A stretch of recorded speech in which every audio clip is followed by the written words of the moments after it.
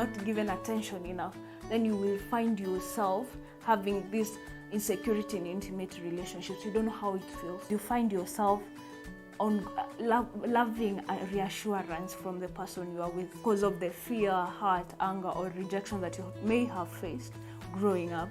And then you're overly sensitive to the partner's actions because you think they reflect you.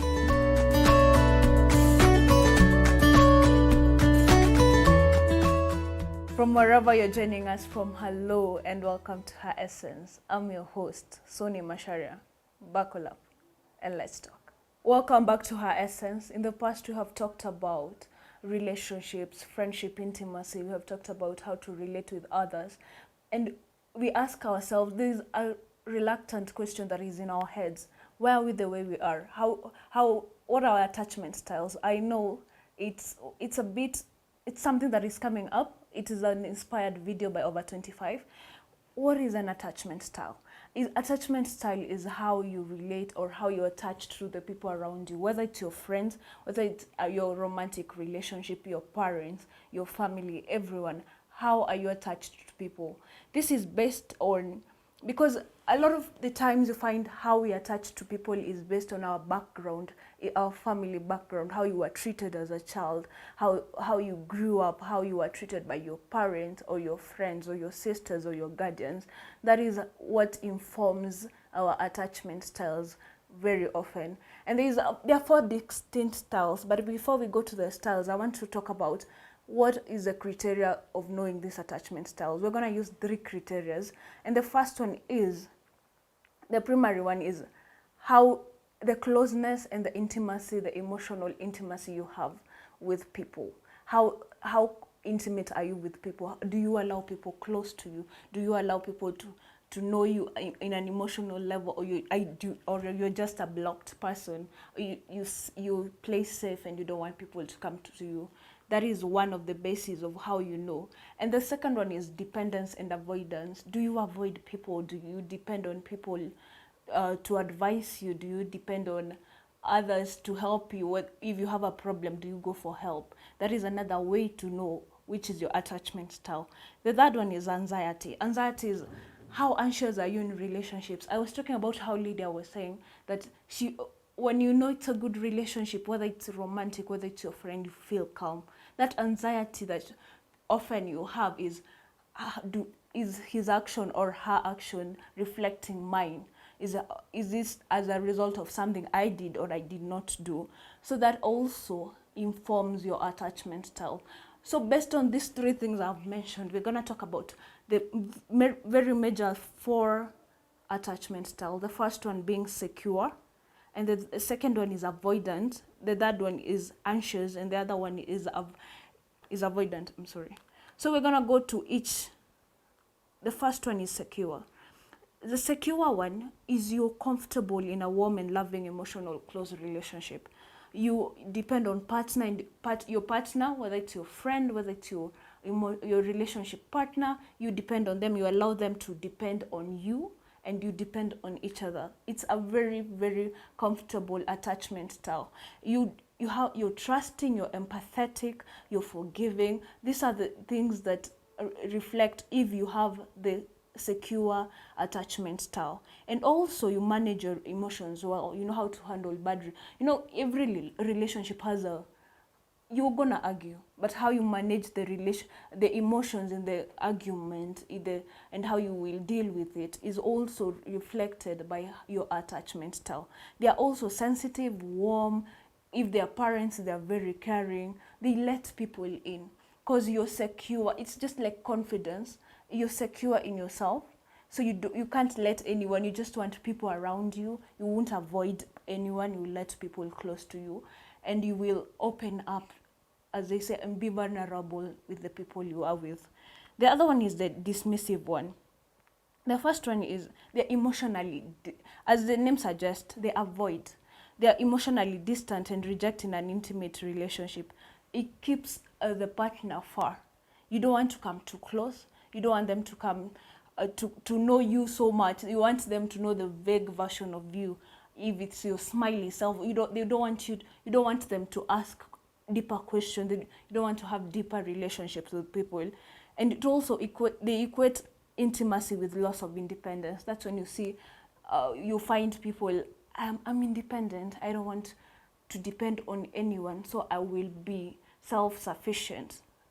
No one is self-sufficient, but you tend to think that you will be self-sufficient, so you avoid people, and you're not able to depend on partners or allow partners to learn about you or learn about them. You just wewe peke yako, unavoid watu.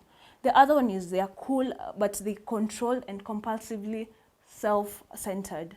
They just want to be themselves. So they avoid everyone that may be around you. The other one is they're good in crisis because they're non-emotional. As you have said, they have avoided everything, they have shut down, they have put walls around them. So they're just very good in crisis because they have no emotional attachment. The other one is they are emotionally unavailable. If it's a parent, you'll find they can't be there for their kids, they can't be there for... They don't understand because they lack that empathy to put themselves in another person's shoe. The third one is the preoccupied and the anxious one. This is the insecurity one. It reflects a lot. This mostly is affected by how you grew up. We find most kids, because we were talking, in this show we have talked about how our relationship with our parents come to reflect when we grow up. That is one of them. If you are not loved enough, if you are not given attention enough, then you will find yourself having this insecurity in intimate relationships. You don't know how it feels. You don't know how you should act. You don't know how you should do all these things. So you get anxious in relationships. The first one is you're insecure. The second one is you find yourself on loving a reassurance from the person you are with. You want to be reassured every now and then because you doubt yourself, because that confidence lacks in yourself. So you want someone to keep reassuring you and tell you, okay, you're fine, you're good, it's okay, it's not you. You know, all this reassurance, you yearn for it as a person. And also you have these unresolved past issues, as you have discussed, whether it's your family origin, whether it's your parents, your friends. So you have a very bad perception of relationship based on how you grow up, and all because of the fear, hurt, anger, or rejection that you may have faced growing up. And then you're overly sensitive to the partner's actions because you think they reflect you, and you take them too personally because you think, now this is what he or she thinks about me. So you're overly sensitive about it, and you're highly emotional.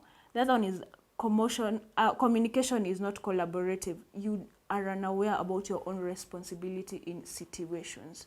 You don't know what to do. You just want the other person to keep doing it because you want to feel secure, but because you have that insecurity, you lack that intimacy in relationships because you need that affirmation, that frequent validation.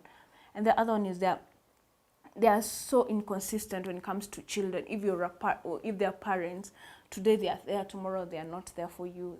The other time they are empathetic, today they don't understand what you feel, they think you're overreacting. All these things because they lack empathy. The other one is the last one is the unresolved or disorganized. I was listening to a podcaster, and he was saying that the relationships we enter, the partners we are with, reflect who we think about, what we think about ourselves.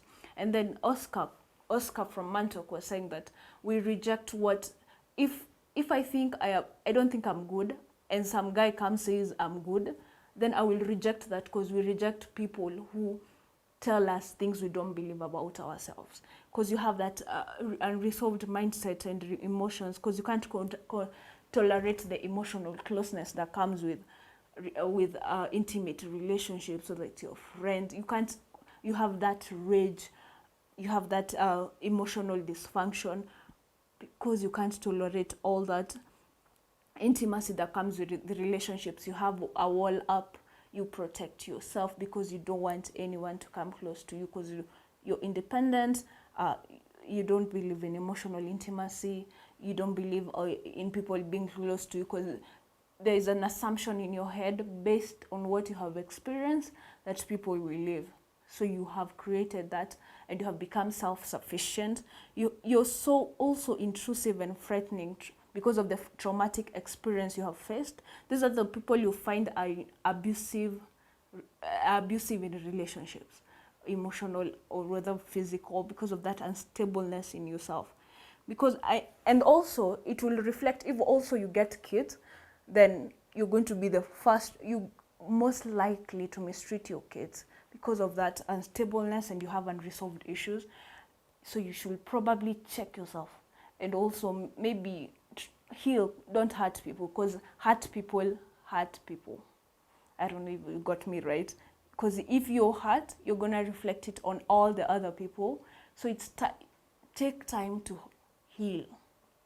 Heal so that when you enter in relationships, you treat people well, you treat people in a nice way, and you know who you are, you feel secure, you feel okay to let people in, because a man is not an island. There is no way you can do it alone. You have to let people in, whether it's professionally, emotionally, whether it's physically or wherever it is. You have to let people in. These are the attachment patterns that you find. Those are the 4 ones. Basically, these are you have to be self-aware for you to know how to heal. It's the first step. Once you know your attachment style, then you can realize how you act in relationships is because of this. If there's need to change, this is how I can do it, because I lack this, I lack that, I am more of this. It's just like the zodiac signs people do. Once you know your characteristics, then you can allow yourself to heal. If you're especially in the unresolved one and the insecure one, you can allow yourself to heal and to know, this is how I want to be treated in a relationship. This is how I feel wanted. This is how I feel like someone loves me. This is my love language. It's the first step is being self-aware, and that way you never go wrong. I hope you have learned a lot about attachment style. Make sure you check yourself. Make sure you find out more about yourself, because it's always, all the time, it comes down to you as an individual. What do you know about yourself? From that, then you can know how you want people to treat you. Before I leave, today is my sister's birthday. They are twins. I want to wish you a happy birthday. From me, your last born. Hope you have a great year. More success, more deals, more signing checks, all of it. We manifest it for you. I am so glad you're in our lives. Happy birthday, Patient Karen. From me and Her Essence family, I want to wish you a happy birthday. And with that, thank you so much for joining us. It has been Her Essence on Wema TV. That's Wema TV on all social media handles. Have a nice day. Wema TV, the voice of hope.